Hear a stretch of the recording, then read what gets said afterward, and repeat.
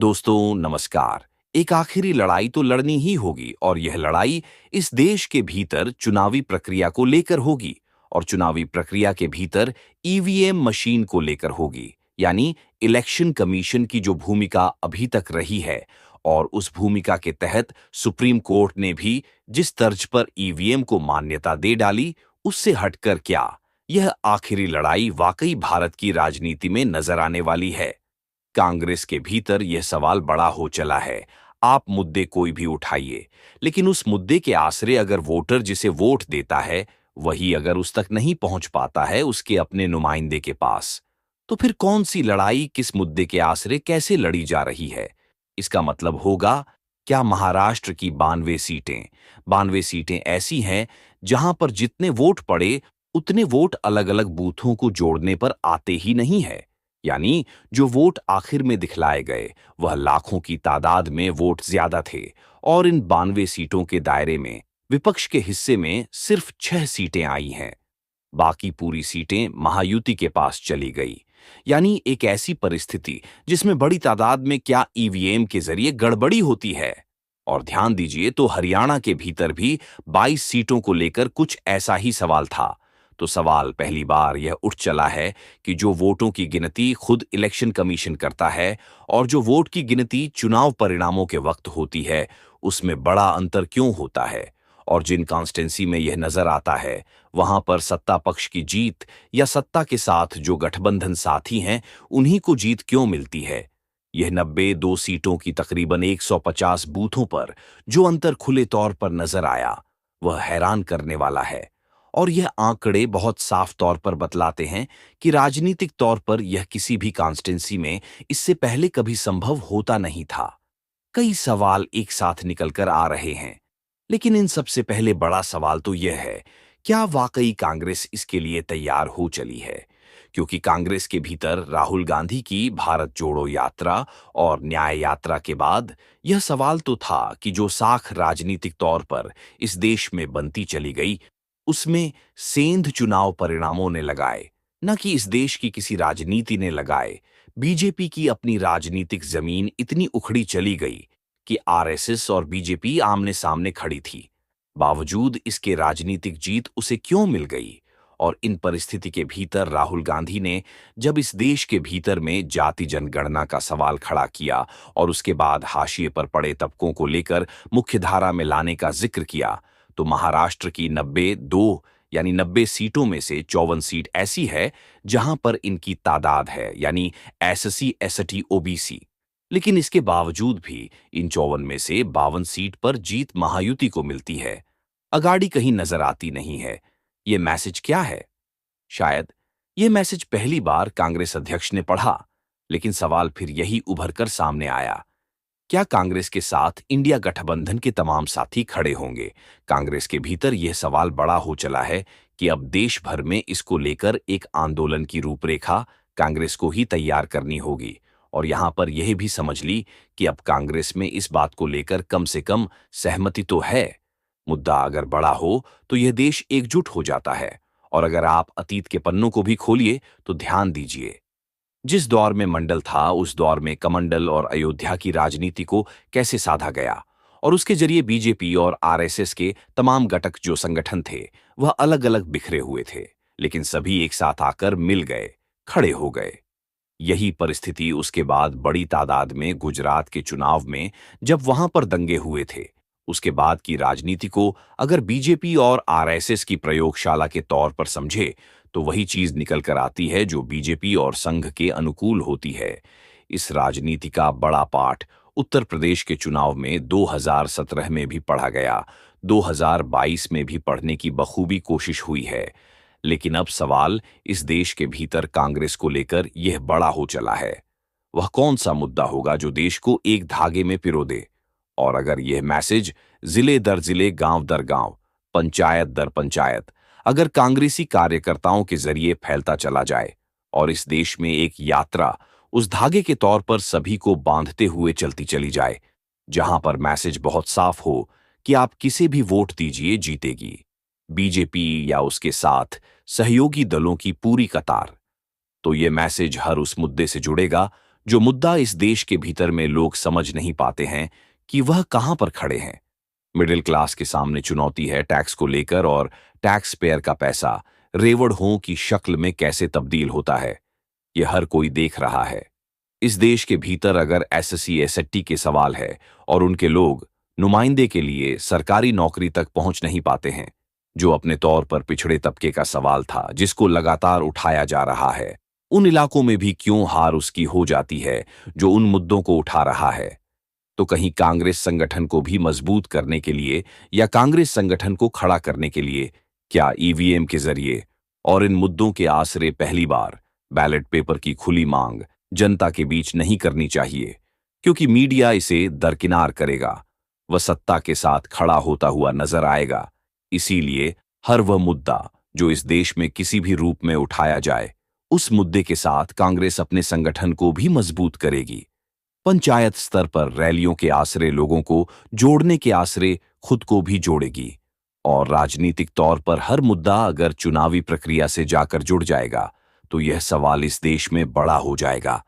लेकिन इन तमाम परिस्थितियों के पीछे कुछ फैक्ट्स क्या वाकई ऐसे हैं जिसे जनता के सामने रखने का वक्त आ गया है। दरअसल कांग्रेस अध्यक्ष मल्लिकार्जुन खड़गे ने 48 घंटे पहले यूं ही जिक्र नहीं किया, वह समझ गए कि दरअसल कोई भी मुद्दा उठाइए, वह मुद्दा वोट की शक्ल में कांग्रेस के हक में नहीं आएगा। इसीलिए उन्हें यह कहना पड़ा, अरे हमारा सब जितनी भी शक्ति लगा के एससी एसटी ओबीसी, गरीब तबके के लोग, छोटे कम्युनिटी के लोग, यह लोग जो अपना वोट दे रहे हैं वो वोट फजूल जा रहा है। नहीं वो ईम छोड़ दो, हमको ईम पीएम कुछ नहीं, हमको होना बैलेट पेपर पर वोट, बस हमको बस पेपर पर करो और आपको मालूम होगा उस वक्त तुम्हारी हालत क्या है, कहां खड़े हो, उस वक्त आपको मालूम होगा। यह अपने पार्टी की तरफ से एक मुहिम शुरू करना चाहिए सभी लोगों को कहना चाहिए, सभी पार्टियों को भी हम कहेंगे, और राहुल गांधी जी के नेतृत्व में जैसा भारत जोड़ो यात्रा निकाले वैसा ही ये पेपर बैलेट पेपर हमको चाहिए। समझ तो सभी गए हैं, वह मल्लिकार्जुन खड़गे हो या फिर विपक्ष के नेता राहुल गांधी हो या फिर कांग्रेस के भीतर संगठनों को संभाले हुए कोई भी नेता हो, लेकिन राजनीतिक तौर पर एक के बाद एक हार, और सिर्फ 5 महीने पहले लोकसभा चुनाव में जो परिणाम निकल कर आए, वह चुनाव परिणाम एक झटके में 5 महीने में उल्टे कैसे हो गए, और उसके साथ क्या वाकई ईवीएम का खेल, वोट गिनने की पूरी प्रक्रिया, और इन सवालों का जवाब क्या आप इस देश के भीतर आंदोलन करना और ईवीएम के जरिए जहां भी चुनाव हो उसका पूरे तरीके से बायकॉट कर देने की स्थिति है। कौन साथ देगा, कौन सी राजनीति शुरू होगी, उससे पहले हमें लगता है जरा चंद आंकड़ों को समझ लीजिए। महाराष्ट्र के चुनाव में 19 सीटें ऐसी हैं जहां पर जितने वोट मौजूद थे और जितने वोट पड़े जिसकी जानकारी चुनाव आयोग ने दी, इन 19 सीटों पर उससे ज्यादा वोट गिने गए।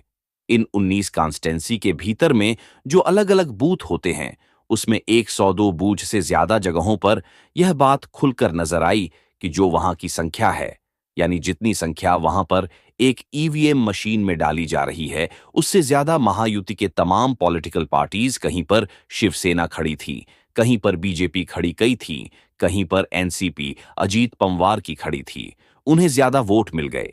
यह अलग-अलग बूथों की एक स्थिति है। दूसरी तरफ 76 ऐसे हैं जहां पर जितने ने वोट पड़े उतने गिने नहीं गए।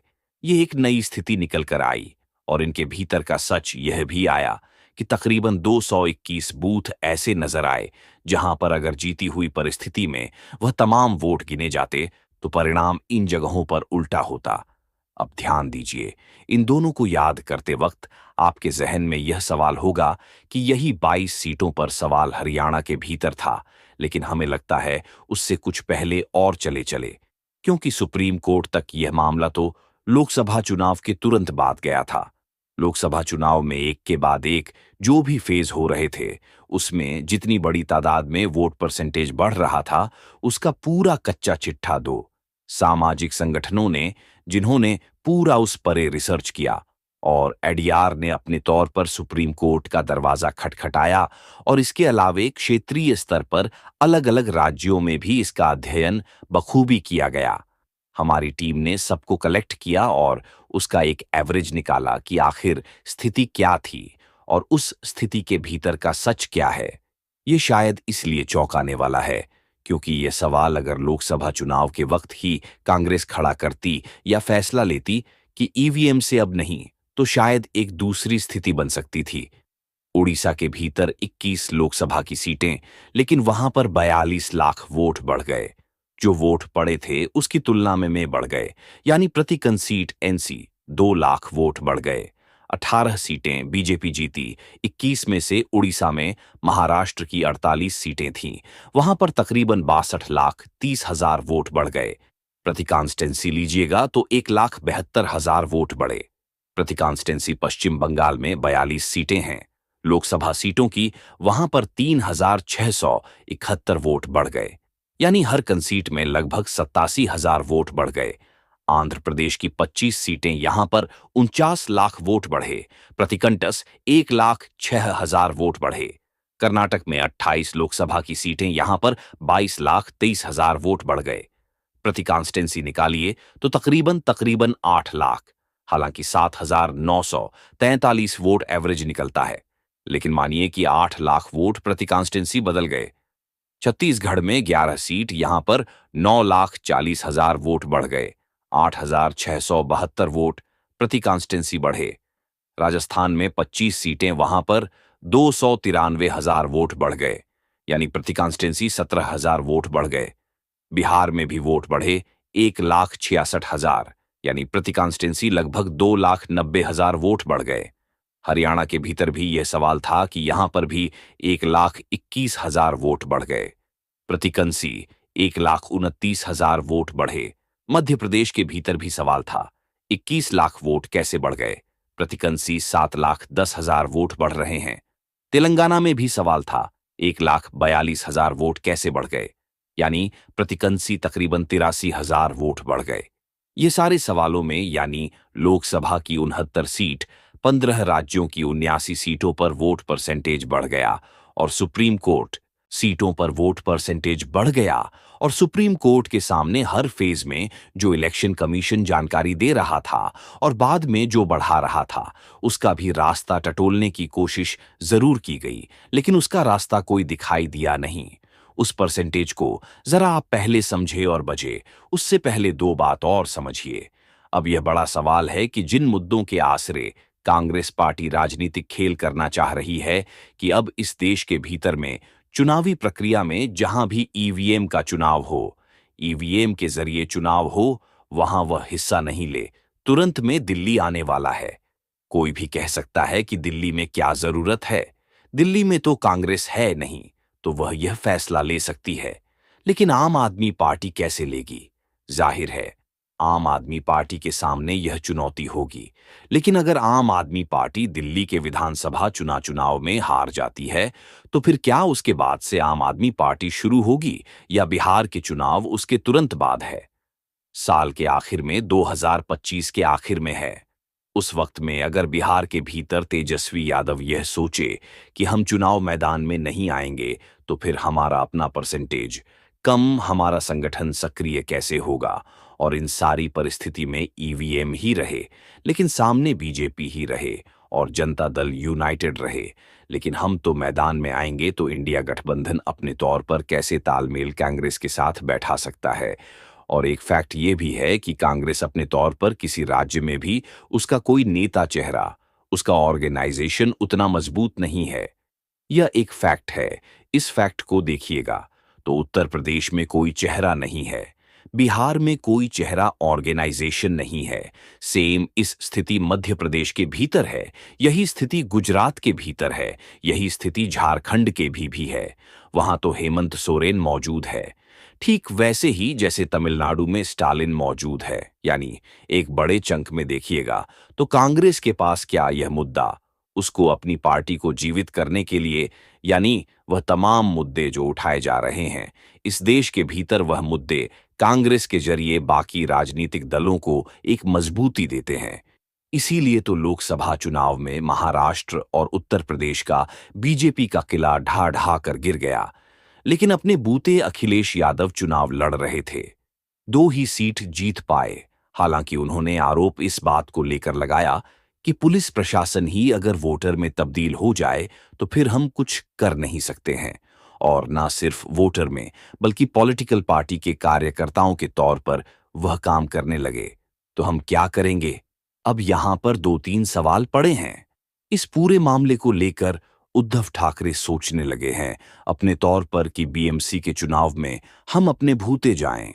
उनके कार्यकर्ता नेता बोलने लगे हैं, अगर इस चुनाव में चेहरा उद्धव ठाकरे होते तो परिणाम कुछ और होता।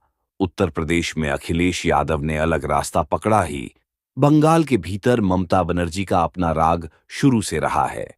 वो न कोई सीट देने को तैयार है और वो कहती है, मैं जीत के दिखाऊंगी और मैं जीतूंगा। लड़ाई लड़ी जा सकती है, यानी इस देश के भीतर में कांग्रेस का वोट बैंक, जो 2014 का चुनाव हो या 2019 का चुनाव हो या 2024 के चुनाव को भी आप जोड़ लीजिए। अगर आप ध्यान दीजिए, सबसे बुरी गत 2014 के चुनाव में हुई थी, लेकिन देश भर में कांग्रेस का वोट बैंक तकरीबन 12 करोड़ के लगभग है। 12 करोड़ से 15 करोड़ के बीच में कांग्रेस के वोट बैंक राजनीतिक तौर पर इस देश के अलग अलग राज्यों में मौजूद है। कांग्रेस चुनाव मैदान में नहीं आएगी तो क्या बीजेपी के पक्ष में वह चले जाएंगे या उछत्रपुर कर देंगे? सवाल सबसे बड़ा यह है, क्या वाकई सत्ता के पास यह हुनर आ चुका है? वह जैसा सोचती है वैसा ही होगा और इलेक्शन कमीशन उसी लिहाज से काम करता है। यह सवाल तो बड़ा है और इस सवाल के अक्ष तले हमें लगता है एक बार फिर सुप्रीम कोर्ट में जो लोकसभा इलेक्शन के परसेंटेज को लेकर फेज वाइज बताया गया था, उसको भी सुन लीजिए। तब आप समझ पाएंगे कि लड़ाई कितनी बड़ी है, या इस लड़ाई की जटिलता भारत के लोकतंत्र के साथ क्यों जुड़ गई है।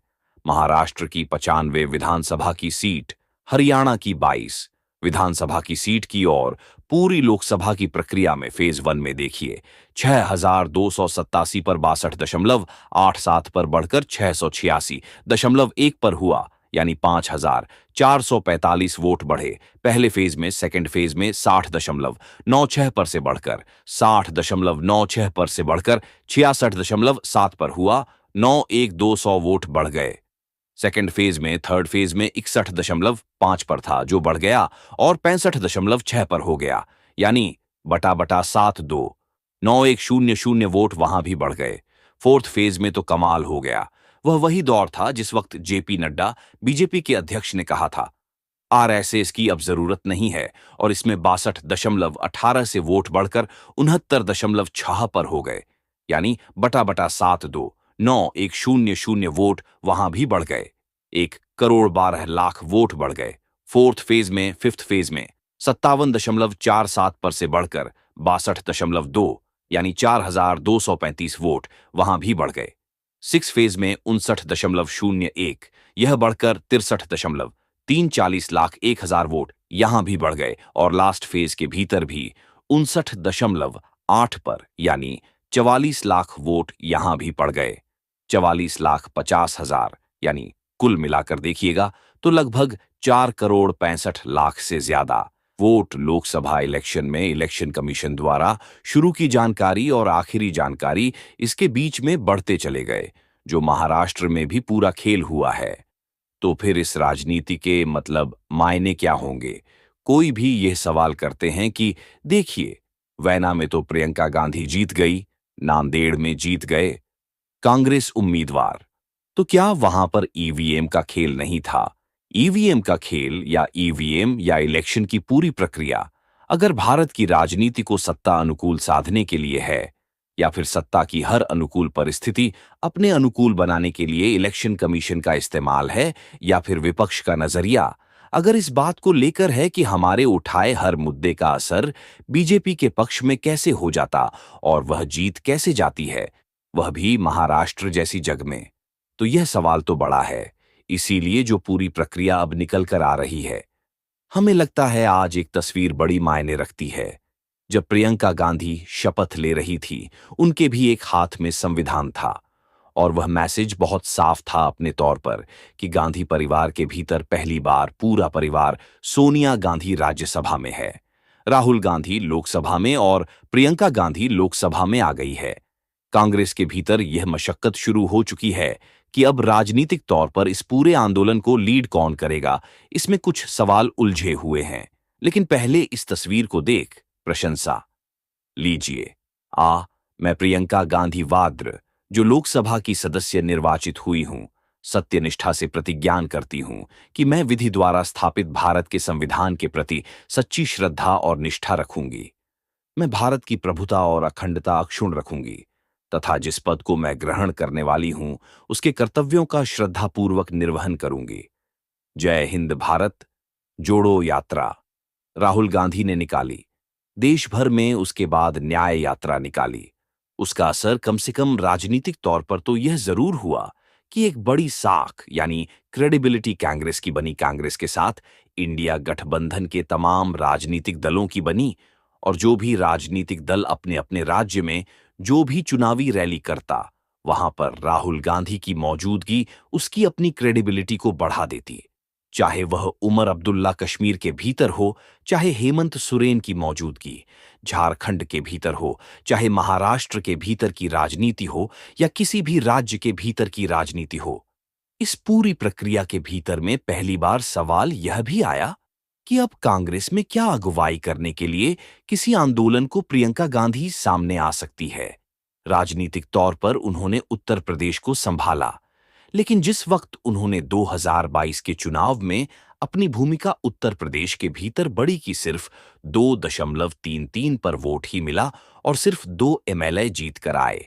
लेकिन यहां यह भी समझना होगा कि इस दौर में जनता बिल्कुल आमने सामने की परिस्थिति देखती है, वह बंटना नहीं चाहती है। बंगाल में कांग्रेस और लेफ्ट की जगह नहीं थी। उत्तर प्रदेश में समाजवादी पार्टी और बीजेपी से हटकर किसी दूसरी पॉलिटिकल पार्टी की तरफ वह देखने की स्थिति में नहीं थी। यहां तक कि मायावती का भी वोट परसेंटेज घटकर 20-20 पर से घटते घटते 12 सवा पर आकर खड़ा हो गया। यानी जनता इस दौर में मानकर चलती है कि जिसे सत्ता में लाना है या जिसे सत्ता से हटाना है, उसी दिशा में पूरी की पूरी वोटिंग होती है। लेकिन पहली बार महाराष्ट्र और हरियाणा का नजारा जो था वह बिल्कुल हटकर नजर आया। लोकसभा में बीजेपी डीगती हुई जरूर दिखाई दी और 400 का नारा हवा हवाई हो गया। वह घटकर आ गई, उसे समझौता करना पड़ा। नीतीश कुमार और चंद्रबाबू नायडू का साथ लेना पड़ा। यह वह सवाल है, क्या कांग्रेस को अब अपने बूते देश में खड़ा होना होगा? क्या कांग्रेस के साथ इंडिया गठबंधन के दूसरे राजनीतिक दल भी अब सक्रिय तौर पर ईवीएम के खिलाफ उस आंदोलन में शरीक होंगे जिसकी वह शुरू करेगी? और तीसरा सवाल है, क्या इस दौर में सुप्रीम कोर्ट या इलेक्शन कमीशन कोई निर्णय ले पाएगा या नहीं ले पाएगा, या इस आंदोलन को राजनीतिक शक्ल में राजनीतिक लाभ और घाटे की स्थिति तक लाने तक इस देश के भीतर लोकतंत्र का यही मिजाज रहेगा और उन सबके बीच वन नेशन वन इलेक्शन भी पार्लियामेंट के भीतर पास करा दिया जाएगा? ये ऐसे सवाल है जो मौजूद वक्त में कांग्रेस की उस प्लानिंग पर टिके हैं जहां पर उसे पहली बार नजर आने लगा है कि कांग्रेस को ही कम से कम इस ईवीएम के मुद्दे और बैलेट पेपर के मुद्दे के आसरे एकजुट करके सांगठनिक ढांचे को मजबूत कर दिया जाए, जो इस दौर में तमाम राज्यों में गायब हो चला है और कहीं उसकी मौजूदगी नहीं है। तो ऐसे में चुनाव हारने से अच्छा चुनाव के लिए खुद को तैयार करना। इस देश में तमाम मुंह जो उठते हैं उनका असर बूथ तक, पोलिंग स्टेशन तक और जो वोट पड़ने के बाद नतीजे आते हैं वहां तक पहुंच जाए। यही कन्विंसिंग परिस्थिति कांग्रेस के भीतर पहली बार आ रही है। सवाल सिर्फ दो है, आंदोलन की अगुवाई करे तो कौन करे, और उस आंदोलन के समानांतर इस देश के अलग अलग जिलों में, राज्यों में, पंचायतों में, गांव में कैसी सक्रियता होनी चाहिए। वह सुबह की प्रभात फेरी हो या शाम की रैली हो, या फिर लोगों से इस दौर में लगातार हस्ताक्षर लिए जाएं और उस हस्ताक्षर की शक्ल में इस देश के करोड़ों लोगों की बात इलेक्शन कमीशन तक पहुंचाई जाए या सुप्रीम कोर्ट का दरवाजा खटखटाया जाए, क्योंकि चुनाव ही वह प्रक्रिया है जो भारत को सबसे बड़ा लोकतांत्रिक देश बनाती है। बाकी प्रक्रिया इस दौर में, चाहे वह न्यायपालिका हो, कार्यपालिका हो, विधायिका हो या फोर्थ स्टेट यानी मीडिया को, इनकी भूमिका किस रूप में राजनीतिक कटघरे में खड़ी की जा चुकी है, यह बताने की जरूरत है। नहीं तो सवाल लोकतंत्र को बचाने का है, लोकतंत्र के आसरे चुनावी प्रक्रिया को ठीक करने का है और उसके आसरे डेमोक्रेसी के चारों स्तंभों को कम से कम हिलाने का है कि वह जाए। यह सारे सवाल है। इंतजार कीजिए, ऐलान